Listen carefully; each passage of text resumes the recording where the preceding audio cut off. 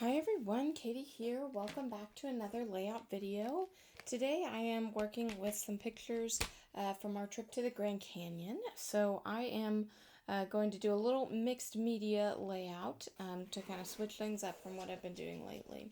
So I have a pre-gessoed piece of white cardstock. This is Basil Marshmallow. And I am taking my Bria Reese watercolor creams today. Now I'm only using the brown one. And these act similarly to like oil pastels. I've tried to use them similarly to the Vicki Boutin crayons, but I just don't think they're pigmented enough to compare. So I'm trying a different technique where I am drawing all over in large swatches, as you can see, and then I am taking my towel, and this is just like a cheap little kitchen towel that I had, and I'm using that to kind of smudge it everywhere. I'm sure you could smudge with your finger or paper towels or something like that, but I had this sitting here. It's like my craft towel, so I don't care if it gets dirty. And I thought, this is gonna work, and it really does. It smudges all around. It looks messy and irregular and just different, which is what I wanted. So on top of that, once I get all the smudging done, I use my Heidi Swap Color Shine in Mustard to add some speckles and splats over it. And then I heat set it all because the creams will still, they need to be set or else they won't really dry nice like that, or I'd have to leave it for a long time, which I did not have the patience for. So, in addition, I am adding more mixed media. I'm using my Vicki Boutin Creative Effects Gold Glaze to put it through this stencil with a whole bunch of triangles. Now, I'm trying to use the stencils just a little bit differently than I have in the past.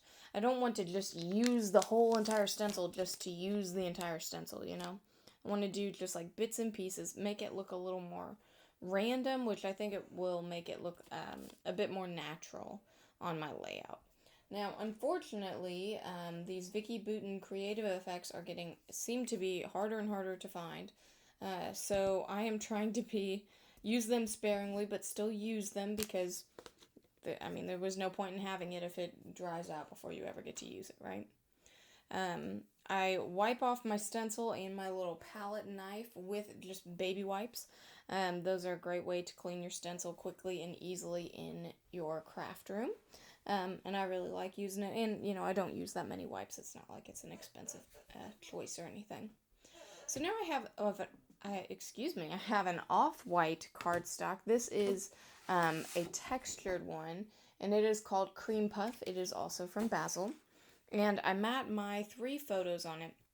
I cut them down just slightly so they fit a little bit more nicely on my paper here.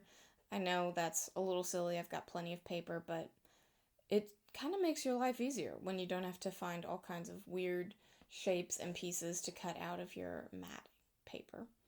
So I'm happy that I do it, even though I do sacrifice a little bit of what you would see in the photo. But, that's okay. It happens. And then, I don't want them to be, super white by any means or super clean. So I take my little ink dauber and use my ground espresso distress oxide to just add a little distressing to the edges, make them look just a little dirty, It's coming on a layout that is very mixed media and, not perfect. So I want my photos to be able to stand out, yet still go with what I want the layout to look like. So now that my layout is mostly dry, I'm ready to put my photos down, or at least arrange them. And I like how this is turning out because I really like how the triangles are above and below that middle picture there. And then I also have a few going up the left side, which, again, I think the randomness kind of makes it look more natural, which is, again, what I was going for. Because I have so much mixed media on this layout, I am going to be using my double-sided tape to stick down my photos. Now, this comes from Scrapbook.com, and it is fantastic. It is definitely a very strong hold adhesive, which is exactly what I want it to be. I will say I do have another kind that I love, which is from the Dollar Tree. You can never go wrong with that. It's also very strong and archival quality. So I will continue to mention that because I'm about to use another wonderful Dollar Tree product, which is the foam tape. It is also archival quality and nice and sticky and strong. So I use this quite a bit as well. And it comes with 3 different sizes in a pack, which is just great. And that middle one got popped up on foam. I just thought it kind of differentiated the photo and, made you want to look at all 3 of them. Now, I want my photos to say before, during, and after because we went on this really big hike, really definitely the biggest hike I've ever done in my life. I think it was almost 13 miles round trip, maybe 12. But that's still like huge. And there was like over 1,200 feet in elevation change from the bottom, well, going into like what is the middle of the canyon, from the top and then back up to the top. So it was a lot. It was a big hike, and I've got a before picture, a during picture from where we're at, like the I guess main spot in the hike right there in the middle of the canyon, and then one from afterwards when we are, pointing out where we've been. So I want my page to say, these tiny alphabet stickers say before, during, and after. And these stickers look like they're made out of like twigs bent into letters. And they are extremely old.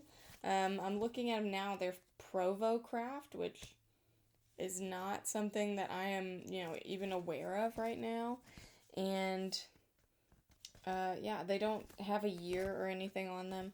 I have a feeling you can't get them anymore. So vintage craft supplies coming out. Thanks, Mom, for those. Because they really are working out right now, I think. Now, I am using some of my Fernwood collection from Vicki Boutin to add a few more details here. I've got the puffy stickers. I'm adding just a little puffy sticker to each, before, during, and after word there. And they are a theme of all flying. So one, I think, is a dragonfly, a moth, and a bird or something. One for each. Now, I have the Fernwood thickers, and I thought that would make a nice little title there in that middle kind of open section. I decided not to journal on this because this is like the 3rd or 4th layout that I've done about this specific hike. So I think if you were flipping through my album, you would get the sense of what was going on. Now, if this was by itself and I didn't have other layouts, I would definitely journal and write more about it. But I have written so much about our experience, so I'm happy to just have the pictures. And I chose the words, "This is life," because I really felt, we were living it then. We were on an adventure. We did something we had never done before, which was hike an excessive amount. Excessive in my opinion. There are definitely people that can do way more, and I commend them. But this was pretty cool for 2 amateurs to go out to the Grand Canyon and hike 12 or 13 miles or whatever it was with so much elevation change. We were sore, to say the least. But it was definitely worth it and so much fun. So absolutely worth documenting. Now, I also have the Fernwood Chipboard thickers, which are fantastic.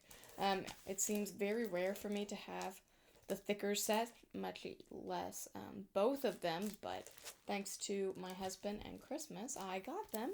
And I picked out a cute little phrase, and I believe it says, like, "This is life." Oh, no, that's what my title says. Well, now I'm sorry. It's very tiny, and I do not recall what it says. But it was a nice little adventurous statement there.